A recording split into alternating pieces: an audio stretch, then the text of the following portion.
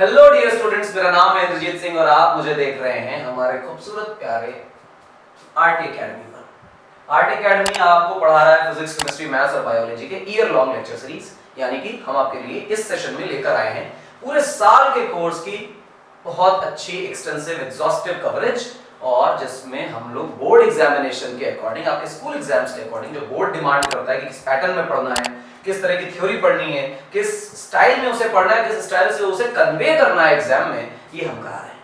दूसरा, आपको वो वैरायटी ऑफ क्वेश्चंस करा रहे हैं जो वैरायटी ऑफ क्वेश्चंस आपके स्कूल एग्जाम्स में आती है। तो ये स्कूल एग्जाम्स को ध्यान रखते हुए हम आपको कोर्स करा रहे हैं। क्लास 11 ध्यान दीजिएगा, हम कंप्लीट कर रहे हैं। काफी समय से हम क्लास 11 पे साथ में जुड़े हुए हैं और साथ में कोर्स कर रहे हैं। चैप्टर चल रहा है मेरे बच्चों काइनेमेटिक्स, और ये जो चैप्टर काइनेमेटिक्स है इसमें motion in a plane, projectile motion हमारे लिए था। और डिफिकल्ट केसेस आज जैसा आपको प्रॉमिस किया था वो हम करने वाले हैं। तो डिफिकल्ट केसेस का मतलब नॉट सच डिफिकल्ट केसेस, लेकिन वो केसेस जो कन्वेंशनल केसेस से अलग हैं। हमने आपको लास्ट क्लास में सिखाया कि जो स्टैंडर्ड फॉर्मूलाज हम डिराइव कर रहे हैं वो तब ही काम करेंगे जब ग्राउंड से प्रोजेक्ट किया जाए और ग्राउंड पे पार्टिकल वापस आ जाए।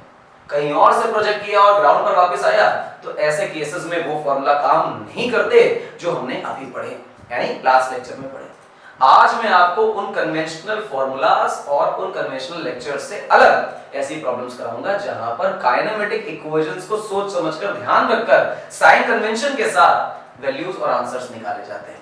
इसीलिए हमने उसका नाम रख दिया है डिफिकल्ट केसेस। पर जब आप ये आधे घंटे का लेक्चर गो थ्रू करेंगे तो पता चलेगा कि डिफिकल्ट जैसा कुछ नहीं रह गया।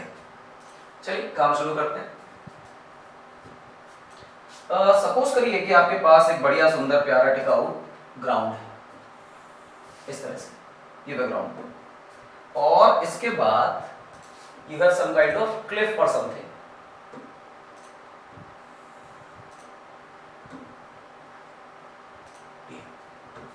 और यहां से किसी पार्टिकल को हॉरिजॉन्टली प्रोजेक्ट किया किसी u स्पीड से, ठीक, and this is nothing but the horizontal.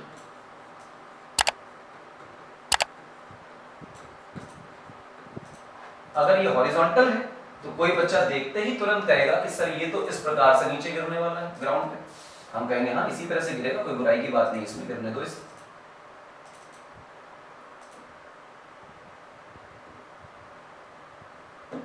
ये ऐसे गिरेगा, गिर गया, ठीक।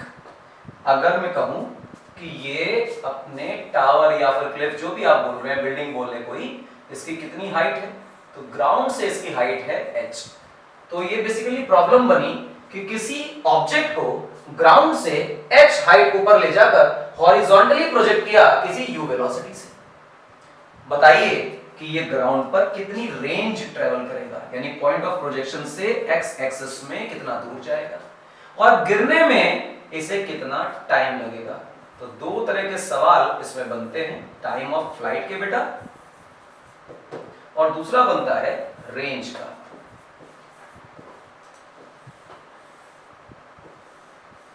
टाइम ऑफ फ्लाइट और रेंज के क्वेश्चंस बनते हैं। कैसे लगेंगे ये सवाल? बड़े आसान है, आसानी से लगे, देखते हैं।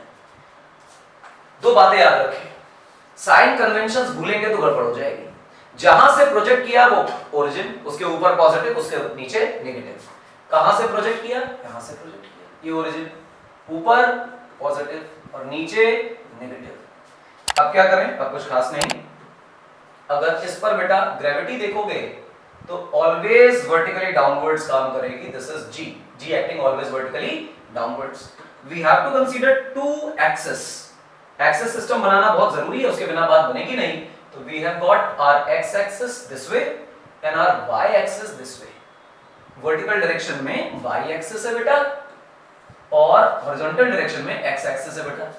अब मैं सारे के सारे जो वेरिएबल्स हमें प्रोवाइडेड हैं उनकी वैल्यूज लिख रहा हूं आपके लिए। मैं कहूंगा कि आप बताइए कि मुझे x एक्सिस की बात करें पहले। x एक्सिस में इनिशियल वेलोसिटी कितनी मिली? तो आप कहेंगे सर u मिली। सारी की सारी वेलोसिटी हॉरिजॉन्टली दे दी गई है, हॉरिजॉन्टल को हम x एक्सिस बोल रहे हैं, तो पूरी वेलोसिटी u x एक्सिस की वेलोसिटी है। अगर x एक्सिस में बच्चा हम पूछें कि व्हाट इज योर एक्सेलरेशन तो आप कहोगे एक्स एक्सिस में कोई एक्सेलरेशन नहीं है, ग्रेविटी का कोई कंपोनेंट हॉरिजॉन्टल नहीं होता। अगर मैं कहूं कि what is the displacement in x axis तो आप कहोगे रेंज के बराबर। यही कहानी बेटा अगर आपसे पूछी जाए कि बताइए कि वाई एक्सिस में क्या क्या वैल्यूज हैं, तो आप कहेंगे initial velocity in y axis, तो उसे आप जीरो बोल देंगे। आप कहें एक्सेलरेशन वाई एक्सिस, तो आप उसे कहेंगे माइनस जी। जी एक्सेलरेशन है, डाउनवर्ड्स है, तो डायरेक्शन के लिए हम नेगेटिव शब्द का इस्तेमाल करेंगे। अगर मैं कहूं आपसे डिस्प्लेसमेंट इन y, तो आप कहेंगे कि ओरिजिन यहां था, y एक्सिस में पार्टिकल ग्राउंड पर इवेंचुअली आ गया, यानी y एक्सिस में h अमाउंट नीचे आया। तो डिस्प्लेसमेंट h है, लेकिन माइनस ये बता रहा है कि डाउनवर्ड्स डिस्प्लेसमेंट हो रहा है। इस तरह से x और y का सेट बन जाता है। टाइम ऑफ फ्लाइट निकालने के लिए बच्चों हम लोग काम करते हैं y एक्सिस में, और रेंज निकालने के लिए काम करते हैं x एक्सिस में। पूरे प्रोजेक्टाइल मोशन में जब भी कहानी फंसे और कुछ भी सॉल्व करना हो, तो सबसे पहला हमारा अटैक होना चाहिए टाइम ऑफ फ्लाइट पे। टाइम ऑफ फ्लाइट आने के बाद ही रेंज निकल कर आती है, ध्यान रखें। तो चलिए करते हैं रेंज की बातें। तो हम कहेंगे कि y एक्सिस की चर्चा कर लो, तभी तो टाइम ऑफ फ्लाइट आएगा, और टाइम ऑफ फ्लाइट आएगा तभी तो रेंज आएगी। तो हम कहेंगे y एक्सिस में s equal to ut plus half of at square वाला फॉर्मूला लगा दीजिए। डिस्प्लेसमेंट मेरे बच्चों माइनस h है, इनिशियल वेलोसिटी जीरो है, एक्सेलरेशन माइनस g है, और टाइम ऑफ फ्लाइट t है। माइनस से माइनस को मार दीजिए, 2h upon g is nothing but your t square. तो जो t की वैल्यू आई वो आई square root over 2h by g। ये हमारा टाइम ऑफ फ्लाइट है। This is our first answer, time of flight निकल आया। आफ्टर इट मेरे बच्चों, आप अगर x एक्सिस से बातें करें, तो x एक्सिस में निकालनी है बच्चा रेंज, और रेंज की वैल्यू होती है ux into time of flight. ux की जगह बेटा u ही लिखा है, और टाइम ऑफ फ्लाइट की जगह मेरे बच्चों हम लोगों ने लिख दिया है 2h बाय g, ऐसा लिखा हुआ है। तो ये हमारे पास सुंदर प्यारा अच्छा आंसर आ गया। तो रेंज का ये फॉर्मूला बन गया। अब अगर मैं इसमें कोई एक प्रॉब्लम दे देता, आपको वैल्यूज वगैरह दे देता, तो 2 मिनट में आप सॉल्व कर लेते, इसका आंसर निकाल लेते। कोई डिफिकल्ट नहीं, आसान। एक तो बेटा ये केस बनता है। इसके बाद में इसकी एक प्रॉब्लम कराता हूं, देखिए कैसे। प्रॉब्लम ऐसे कि आपके पास लेट्स से एक ग्राउंड है, ठीक। आफ्टर इट यहां से आप किसी h हाइट पर जाते हैं, और h हाइट पर मेरे पास एक आर्टिकल है जिसे a बोला जा रहा है। इसे हॉरिजॉन्टल प्रोजेक्ट किया जा रहा है 50 मीटर्स पर सेकंड से। 80 मीटर्स की हाइट का आपके पास एक टावर था। फिर ये ग्राउंड पर गिरेगा, तो हम कहेंगे हाँ गिरेगा तो सही, तो इसे गिरने दीजिए। ये ग्राउंड पर इस प्रकार से गिरता है, गिर गया, अच्छा लगा, बहुत बढ़िया। फिर से वही दो बातें पूछी जा रही हैं, पहली कि रेंज क्या है, और दूसरी कि टाइम ऑफ फ्लाइट क्या है। टाइम कितना, टक टक टक टंग, टाइम कितना और रेंज कितनी, ये दो बातें पूछी गई। तो पहली बात, जब रेंज को फर्स्ट क्वेश्चन बोले तो आप मान लीजिए कि वो सेकंड क्वेश्चन है, और टाइम ही फर्स्ट क्वेश्चन। तो इसमें क्या होगा, सबसे पहले चेक करिए कि वेलोसिटी क्या हॉरिजॉन्टल दी गई है। तो जवाब है हाँ, velocity is given as horizontal. अगर इनिशियल वेलोसिटी हॉरिजॉन्टल है तो इसका कोई वर्टिकल कंपोनेंट नहीं होगा।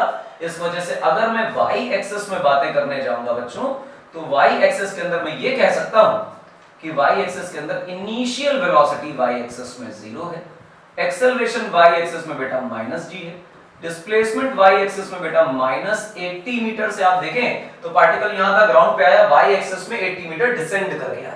अच्छा, अगर यही सब काम x एक्सिस में बोला गया होता तो अब x एक्सिस में क्या करते हैं, ध्यान रखिएगा जो मैं लिखने का तरीका आपको बता रहा हूं। अगर एग्जाम में क्वेश्चन आए तो स्कूल में इस तरह से आप बाइफरकेशन करके लिखेंगे x के वेरिएबल y के वेरिएबल, तो फुल मार्क्स मिलेंगे, कटेंगे नहीं। तो इस तरह आपको लिख के करना होता है, ठीक, अच्छी बात है।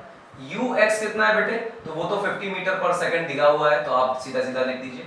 x एक्सिस का एक्सेलरेशन कितना है, 0, और यही अगर डिस्प्लेसमेंट है x एक्सिस अगर निकालना हो तो कोई भी बच्चा इसे रेंज के बराबर बोल देगा, इत्मीनान से, कोई परेशानी की बात नहीं। अब क्या करें, चलिए देखिए, हम लोग इसके आगे बढ़े और अब टाइम ऑफ फ्लाइट की बातें करते हैं। टाइम ऑफ फ्लाइट के लिए हम कौन सी एक्सिस पे बेटा आते हैं, तो हम y एक्सिस पे आते हैं। दुनिया अगर y एक्सिस से डील करना चाहती है तो हम उसी से डील कर लेते हैं। हम लिखते हैं second equation s equal to ut plus half of at square. आप देखिए बच्चों, मेरे हिसाब से ये माइनस 80 है, इनिशियल वेलोसिटी 0 है, एक्सेलरेशन की वैल्यू -g है और इसे t² लिखा ही जा रहा है। तो आप इसे लिखते हैं -80 इक्वल टू -1/2 g की वैल्यू बच्चा हम सिंप्लीफिकेशन के लिए 10 ले लेते हैं और यहाँ लिखा हुआ है t²। माइनस से माइनस कैंसिल हो गया, इसको ऊपर भेज दें तो 2 × 80 divided by 10 equal to t²। इससे इसको मार दीजिए तो t² की वैल्यू बच्चा 16 आती है, तो t की वैल्यू बच्चा 4 सेकंड आती है। तो आपका टाइम ऑफ फ्लाइट जो है वो 4 सेकंड निकल के आता है। अब इसी कहानी को अगर आप देखें तो x एक्सिस में भी लिख सकते हैं। अगर आप x एक्सिस के वेरिएबल से डील करना चाहें तो x एक्सिस का वेरिएबल देखो क्या लिखेगा, कहेगा रेंज का जो फॉर्मूला है वो x एक्सिस की velocity into time of flight है। x एक्सिस की वेलोसिटी इनिशियल 50 मीटर पर सेकंड है और टाइम ऑफ फ्लाइट आपने निकाला है 4 सेकंड का, तो मेरे पास आंसर आ रहा है 200 मीटर्स। ये है हमारी रेंज। कोई परेशानी? जवाब है नहीं। तो आसान है जी, आसान है।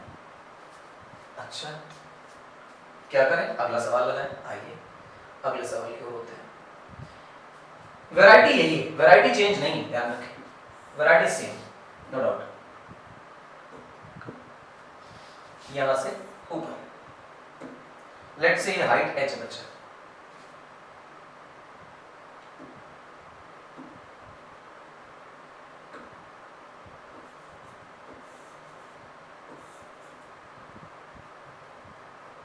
यहां पर कोई आपके पास आर्टिकल था, उसे आप a बोल दीजिए। इससे आप u वेलोसिटी से प्रोजेक्ट कीजिए। जब आप इसे u वेलोसिटी से प्रोजेक्ट करेंगे तो आप पाएंगे कि ये ऐसे नीचे गिर रहा है और गिरते वक्त इसकी कोई ना कोई वेलोसिटी है। जो वेलोसिटी इसकी गिरते वक्त होगी वो 110% टेंजेंट टू द पाथ होगी। You should draw a tangent on the path, you will get the final velocity v। इस v के मैं बच्चों दो कंपोनेंट बनाइए, one here which is called as vx, one here which is called as vy।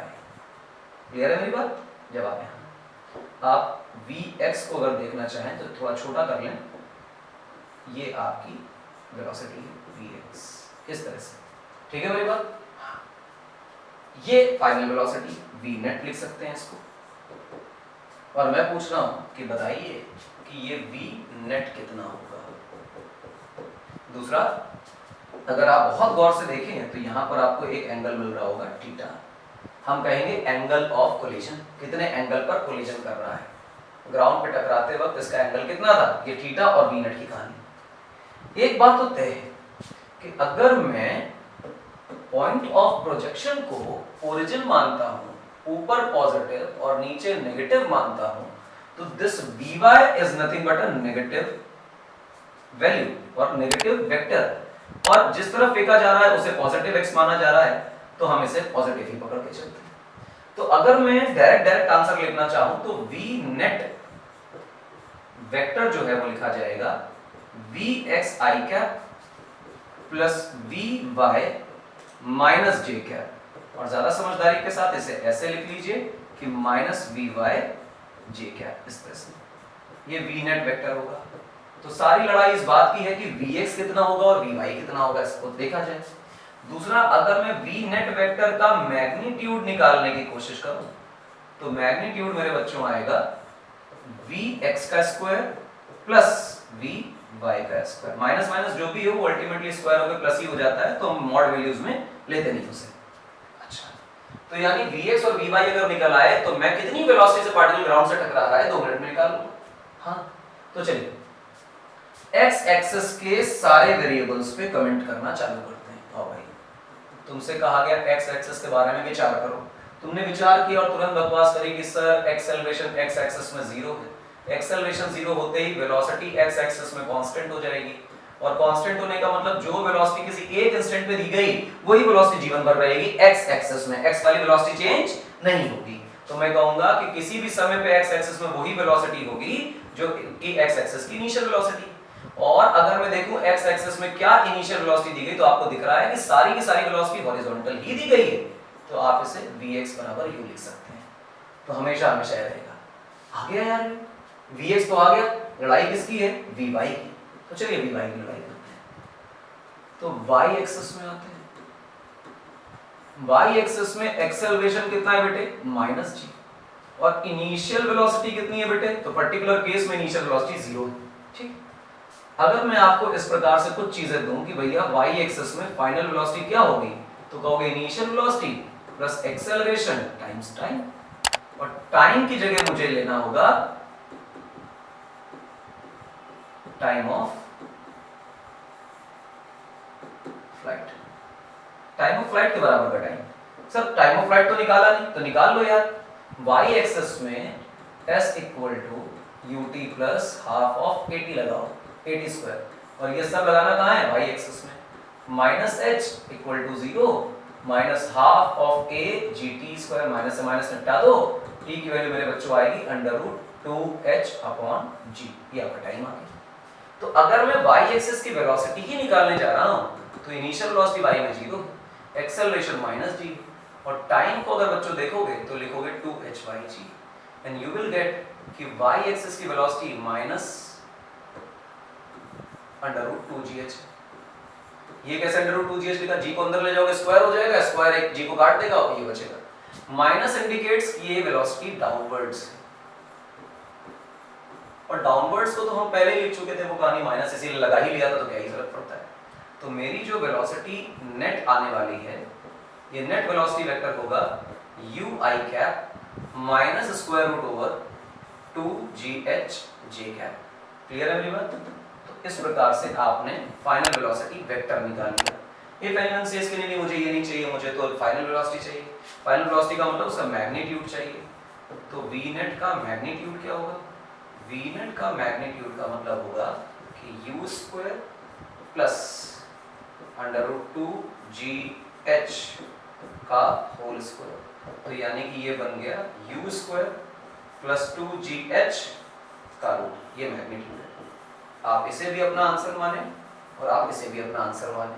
अच्छा लगा? हाँ, दूसरा क्वेश्चन बाकी है कि थीटा कितना है, कितने एंगल पर टकरा रहा है।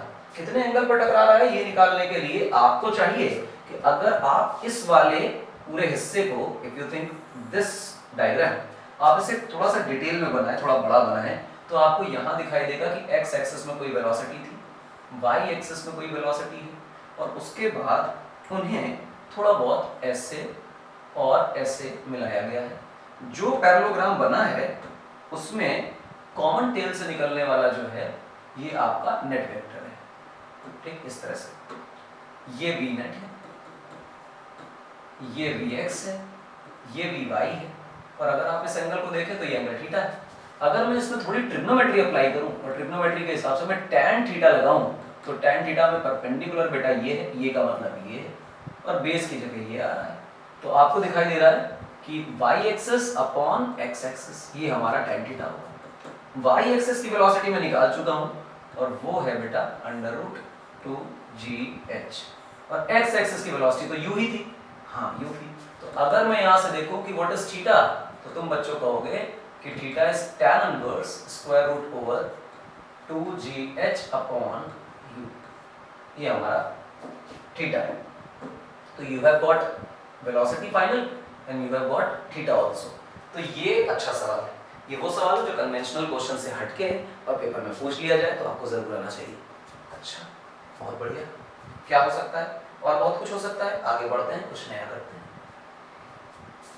जो हमने कर रखा है इसी को देखते हैं, इसी टाइप की कोई एक नई प्रॉब्लम देखते हैं, डील करते हैं। देखो, हमारे पास ग्राउंड है, खुश हो गए ग्राउंड देख के, खुश हो गए। h हाइट से हम प्रोजेक्ट कर रहे हैं, कर लीजिए। कितनी हाइट है ये? h। इस बार प्रोजेक्शन जो है वो हॉरिजॉन्टल ना होकर थोड़ा बदला है मैंने। This is my horizontal line.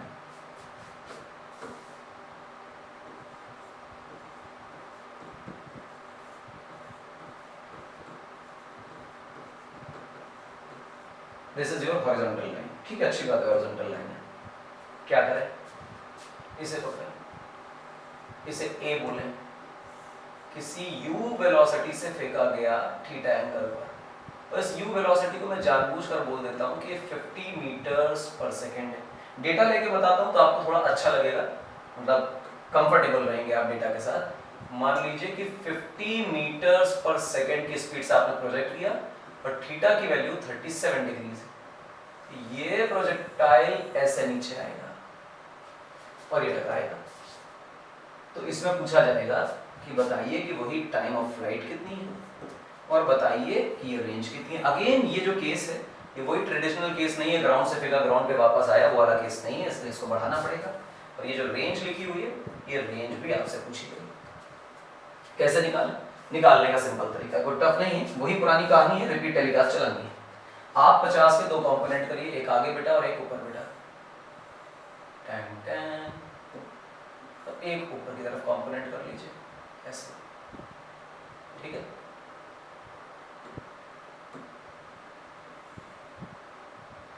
ऐसे अब जब आप इसके कंपोनेंट्स लिखेंगे बच्चों तो आप पाएंगे 50 का cos 37 यानी कि यहाँ पर आ रहा है 40 मीटर पर सेकेंड और ऊपर की तरफ आप देखेंगे तो y एक्सिस का कंपोनेंट आएगा 30 मीटर पर second. cos 37 is 4/5, sin 37 is 3/5। आप मैनेज कर लीजिए इसे।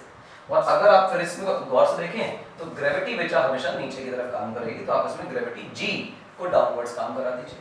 अच्छा, g की वैल्यू 10 पकड़िएगा, जहां से फेंका वो ओरिजिन है और ऊपर की डायरेक्शन बच्चों पॉजिटिव है और नीचे की डायरेक्शन बच्चों नेगेटिव। अब फिर वही कॉन्फ़िगरेशंस लिखने हैं कि x में क्या, y में क्या और z में क्या। तो हम लिखते हैं मतलब x और y एक्सिस ही तुम्हारे पास है तो z की क्या बात है। x एक्सिस की अगर बातें की जाए तो x एक्सिस में क्या सीन है, देखो बच्चों, x एक्सिस में इनिशियल वेलोसिटी जो है वो 40 मीटर पर सेकंड है, एक्सेलरेशन x में है नहीं। अच्छा, डिस्प्लेसमेंट x में अगर देखोगे तो रेंज के बराबर है। अब चर्चा करते हैं y एक्सिस की, तो लिखो भैया y एक्सिस।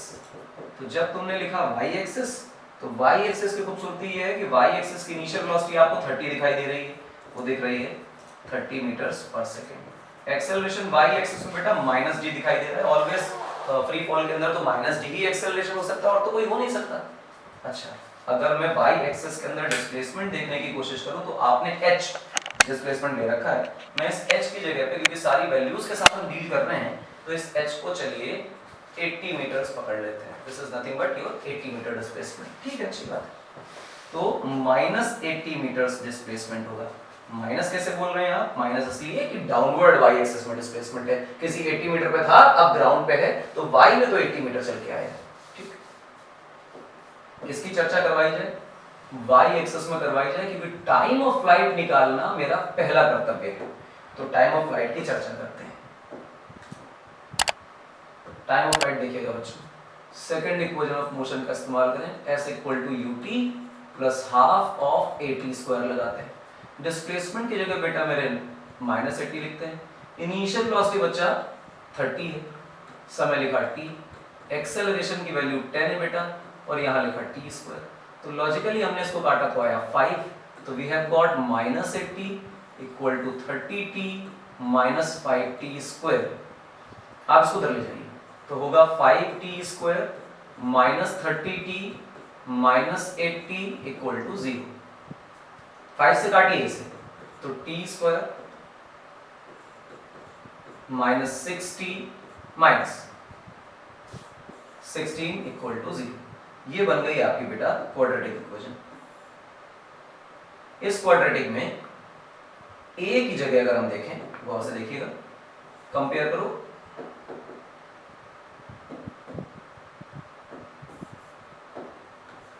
a की जगह बेटा 1 है, b की जगह बेटा -6 है, c की जगह बेटा -16। तो आप धराचार्य लगाओगे तो धराचार्य में आएगा -b plus minus square root over b square यानी -6 का स्क्वायर -4, a की जगह 1, c की जगह -16, तो minus minus plus upon 2a 2 into 1 ऐसे लिख दिया गया। अब आपको पता है ग्राउंड पे ये आदमी एक ही बार टकरा रहा है, 4 बार तो नहीं टकरा रहा, ग्राउंड पे पहुंचने का एक ही समय हो सकता है, तो हम इस नेगेटिव वाले टाइम को ओमिट कर देते हैं। टाइम के नेगेटिव होने का कोई सेंस नहीं है और ओमिट करते हैं। ओमिट करने का मतलब इसे अलग कर देते हैं, कहते हैं कि ये हमारा आंसर नहीं हो सकता, this is not the feasible answer, तो we ignore this answer. Our time becomes what, 6 plus square root over 36 प्लस 16 4s are 64 divided by 2 this becomes 6 plus square root over, ये जोड़ोगे तो शायद 100 आ जाएगा, डिवाइडेड बाय 2, ये बना 6 plus 10/2 that is 16/2 that is 8 seconds. तो इसका टाइम ऑफ फ्लाइट बच्चा कितना निकल आया? 8 सेकंड्स। 8 सेकंड्स तक ये हवा में रहेगा। अब चर्चा किसकी है बेटे? अब चर्चा है शायद रेंज की। और जब हम रेंज की बातें करने आएंगे तो शायद सबको पता होगा कि हमें एक्स एक्सिस का सहारा लेना पड़ेगा, हमें एक्स एक्सिस में जाना पड़ेगा। तो एक्स एक्सिस में जाते हुए हमें पता है कि रेंज का फॉर्मूला होता है एक्स एक्सिस में initial velocity into time of flight. X axis की इनिशियल वेलोसिटी अगर आप देखोगे तो 40 मीटर पर सेकंड है, और टाइम ऑफ फ्लाइट बच्चा आप खुद ही निकाल कर आ रहे हो 8, तो 8 4s are 32 और 320 मीटर्स हमारी निकल आई range, and this is our range. ये टाइम ऑफ फ्लाइट है, तो रेंज में निकल आई, टाइम ऑफ फ्लाइट में निकल आई। अगेन ये फॉर्मूला वो है, या ये टाइप वो है जिसमें आपके कन्वेंशनल फॉर्मूलाज और ट्रिक काम नहीं करती। तो यहाँ पर हमेशा ध्यान रखिए कि प्रोजेक्टाइल का सवाल आए, अगर लल्लू सवाल है तो वो एग्जैक्टली वही डेरिवेशंस दे रखी होंगी पेपर में कि आप बताइए टाइम ऑफ फ्लाइट क्या होती है, आप बताइए मैक्सिमम हाइट क्या होती है, एक्सेट्रा एक्सेट्रा, इस तरह की चीजें दी होंगी। लेकिन अगर प्रोजेक्टाइल का एज सच क्वेश्चन बना के दिया जाएगा तो कभी भी टीचर वो क्वेश्चन प्रोवाइड करना पसंद नहीं करता है जो क्वेश्चन डायरेक्ट फॉर्मूले से लग जाए। तो क्या पसंद करता है? ये पसंद करता है, इससे पहले वाला टाइप पसंद करता है। इस तरह की प्रॉब्लम जब भी आए तो दिमाग में रखें कि आप काइनेमेटिक इक्वेशंस y में और x में अप्लाई करके आंसर निकालें, ना सिर्फ वो फॉर्मूला लगाएं। और अप्लाई कैसे होंगी? मैं कन्वेंशन आपको बता रहा हूं, जहां से फेंका जाए वो ओरिजिन, जहां से फेंका जाए वो ओरिजिन, ओरिजिन के ऊपर पॉजिटिव, ओरिजिन के नीचे नेगेटिव, और x में जहां प्रोजेक्ट किया जा रहा है उसे तो आप पॉजिटिवली पकड़ लीजिए, एक ही साइड तो प्रोजेक्शन हो रहा है, तो कोई तकलीफ की बात नहीं। क्लियर है मेरी बात? ये आसान है। इस तरह से काम शुरू हो रहा है। और इसमें और क्या हो सकता है? बहुत कुछ हो सकता है, तो मैं इसको आगे देखता हूं। 2 मिनट की एक चीज बाकी है, उससे डील करेंगे। मुश्किल है लेकिन देखिएगा आप लोग, अच्छा लगेगा आपको। वही हमारे पास पुराना ग्राउंड है, और फिर हमने इसे, मैं इसका आंसर निकाल कर नहीं बताऊंगा,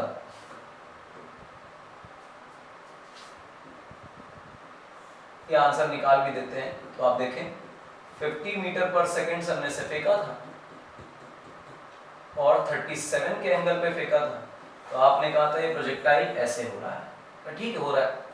आप इसके जब कंपोनेंट्स बना रहे थे बेटा, एक्स एक्सिस में जो कंपोनेंट बनाया था वो शायद 40 आया था, और वाई एक्सिस में बेटा जो कंपोनेंट आपने बनाया था वो शायद 30 आया था, और एक्सेलरेशन तो आप डाउनवर्ड्स मान ही रहे थे जी, ये ओरिजिन था। और अभी 80 मीटर्स का ही एग्जांपल हमने लिया था ऐसे, और ऊपर की डायरेक्शन को आप पॉजिटिव पकड़िए, नीचे की डायरेक्शन को आप नेगेटिव, और राइट में तो पॉजिटिव था ही, उसमें तो कोई तकलीफ की बात नहीं।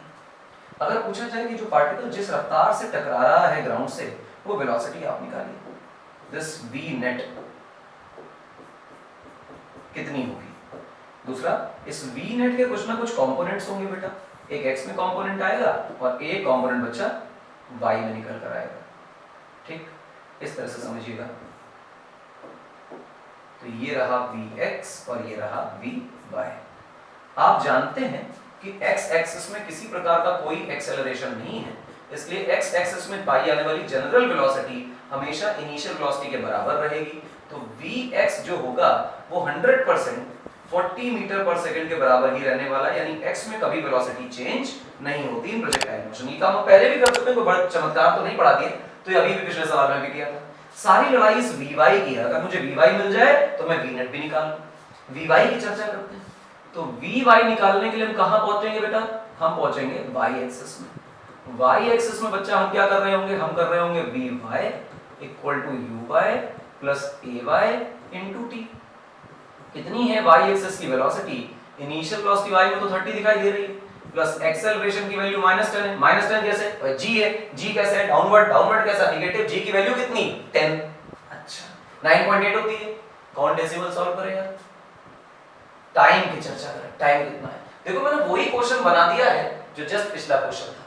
50 मीटर पर सेकंड का प्रोजेक्शन है 37 डिग्री पे 80 मीटर की हाइट से, तो इसका मतलब इस क्वेश्चन में जो हमने टाइम ऑफ फ्लाइट 8 सेकंड्स निकाला है, ये अगले सवाल में टिक सकते हैं। इसीलिए सेम क्वेश्चन लिया है ताकि v निकालने पे हमारा पूरा टारगेट रहे और फिर से टाइम ऑफ फ्लाइट ना निकाला जाए। तो time of flight is nothing but 8 as previous question. हम कहेंगे t equal to 8 seconds from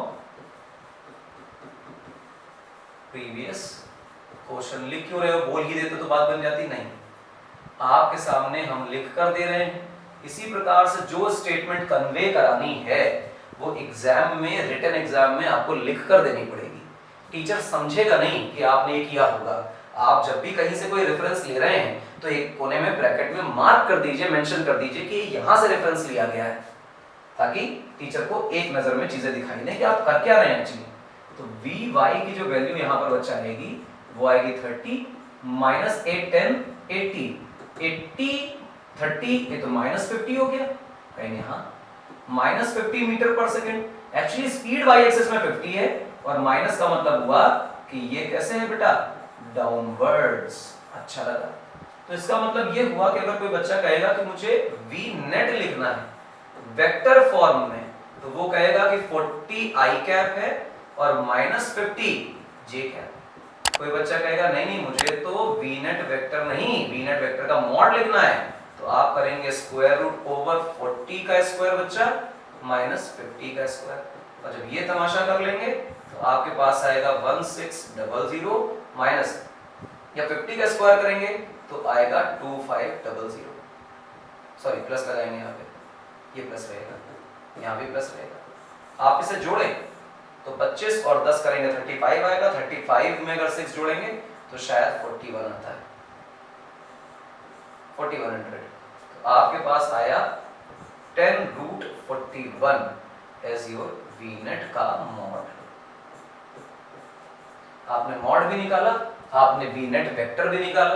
तो दीज आर द प्रॉब्लम्स जो कि बोर्ड के हिसाब से अच्छी प्रॉब्लम मानी जाती है। हालांकि इसमें डिफिकल्ट कोई भी नहीं है, आपने सारी प्रॉब्लम देखी, आसानी से सॉल्व हो रही है। कन्वेंशंस अगर याद हैं और आपको ये याद है कि 2D मोशन, प्रोजेक्टाइल मोशन को सॉल्व करते वक्त x अलग और y अलग डील करना है, तो आपको प्रॉब्लम कोई भी नहीं आएगी। इंपॉर्टेंट है, ध्यान रखेंगे।